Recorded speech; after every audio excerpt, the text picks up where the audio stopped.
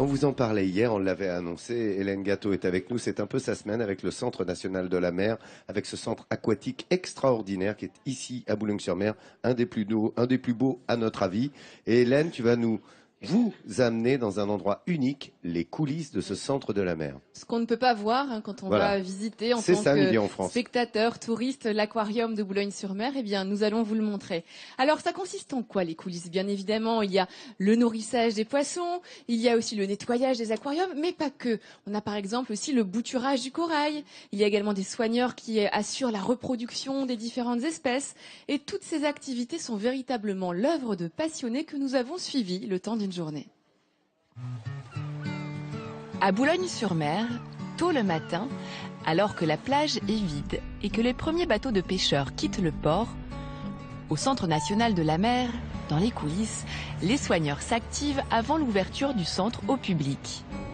Nettoyage des aquariums, nourrissage des différentes espèces, prélèvement et mesure de la qualité de l'eau, tout le personnel s'affaire à des tâches bien précises. Comme tous les matins, Frédéric, biologiste et chimiste, effectue des prélèvements afin de mesurer la bonne qualité de l'eau des différents bassins de cet aquarium.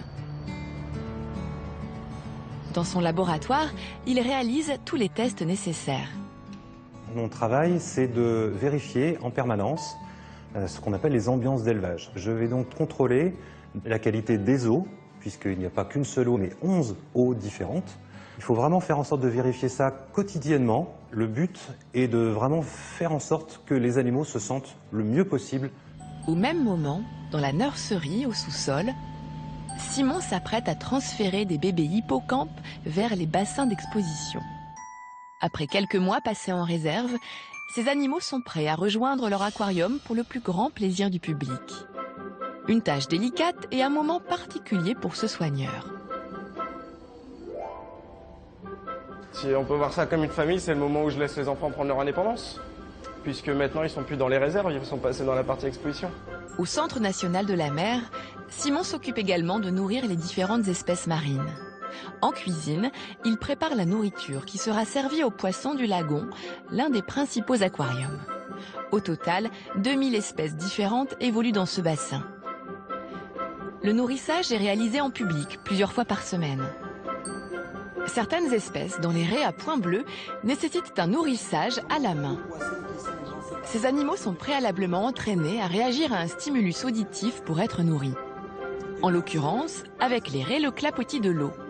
À chaque fois que le son est émis, ces poissons comprennent que c'est l'heure de manger et se rapprochent du soigneur.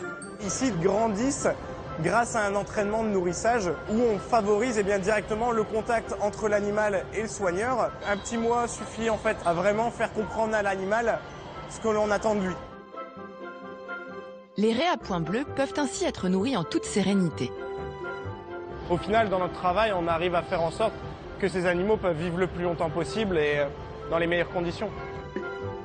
Thomas, lui, travaille depuis plusieurs mois avec un poulpe originaire du Pacifique. Cet animal, lui, doit être stimulé visuellement pour se nourrir. Ce matin, le poulpe reçoit un bocal qu'il doit ouvrir lui-même afin de s'alimenter.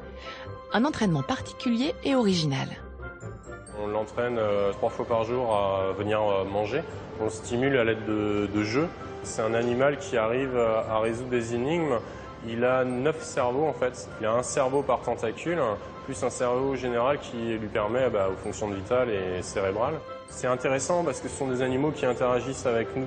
Ils aiment le contact, ils viennent, ils n'ont pas peur de l'humain. Une fois qu'ils ont assimilé que le soigneur a apporté la nourriture, il y a une relation qui s'est installée, c'est sûr. Au bout de quelques minutes, le poulpe réussit l'exercice. On a la chance d'en apprendre tous les jours parce qu'un poulpe, ça s'apprivoise, on va dire. Tous les jours, c'est différent et on profite vraiment de notre métier. C'est vraiment un métier passionnant. Des passionnés, le Centre national de la mer en compte une douzaine. En coulisses, Marion s'occupe du corail, puisque l'aquarium en abrite plus de 70 espèces. Aujourd'hui, elle pratique le bouturage, en quelque sorte la reproduction. Une mission primordiale, puisque le corail n'est pas seulement un élément de décor, mais un composant majeur de la biodiversité. Le corail, c'est à la base un animal qui va vivre en fait avec des plantes. C'est aussi important que les poissons puisque les deux sont liés. Donc le corail a vraiment sa place dans un aquarium. C'est beau, c'est vivant, c'est un côté un petit peu magique. Moi je trouve que c'est vraiment un exemple de ce que la nature peut faire de sympa. Le Centre national de la mer propose donc aux visiteurs une diversité d'espèces animales marines exceptionnelle. Derrière ces animaux, des hommes et des femmes passionnés et fascinés par le monde marin. Ils travaillent ici tous les jours pour le bien-être des poissons, mammifères marins et autres coraux. Au bord de la Manche, dans le nord, un coin splendide qui offre régulièrement des couchers de soleil majestueux. Encore un joli ciel. Zinzolin. Encore, Zinzolé. voilà. Limite d'un carnat. Ah, limite. Bon. On n'imagine pas quand on va à l'aquarium comme ça, toute cette vie qu'il y a en coulisses, tous ces hommes et ces femmes qui s'activent pour nous offrir juste un spectacle extraordinaire. Alors, on a également les soigneurs qui participent à ce qu'on appelle le training médical des animaux. Ça va être le cas, par exemple, avec ces lions de mer. Le training médical, c'est quoi? Eh bien, c'est faire adopter aux animaux un comportement, une posture, de façon à faciliter les examens cliniques des animaux. Regardez, par exemple, là, comme elle est heureuse d'arriver vers son soigneur. Et là, on lui apprend, grâce à un petit geste, à se mettre en décubitus latéral, couché sur le côté, de façon à pouvoir pratiquer sur ce lion de mer une échographie. Alors l'intérêt de tout ça, eh bien, c'est de ne pas avoir à les anesthésier au cas où l'animal est souffrant, malade, en cas d'échographie de gestation par exemple. On va même jusqu'à leur ouvrir la gueule, voyez-vous, pour leur brosser les dents. Alors on pourrait croire que c'est complètement superficiel, inutile, mais non. Ça permet de faire un examen de la cavité buccale qui soit poussée et de pouvoir agir en cas de pathologie. Donc tous ces trainings médicaux sont essentiels pour les soigneurs et pour les animaux.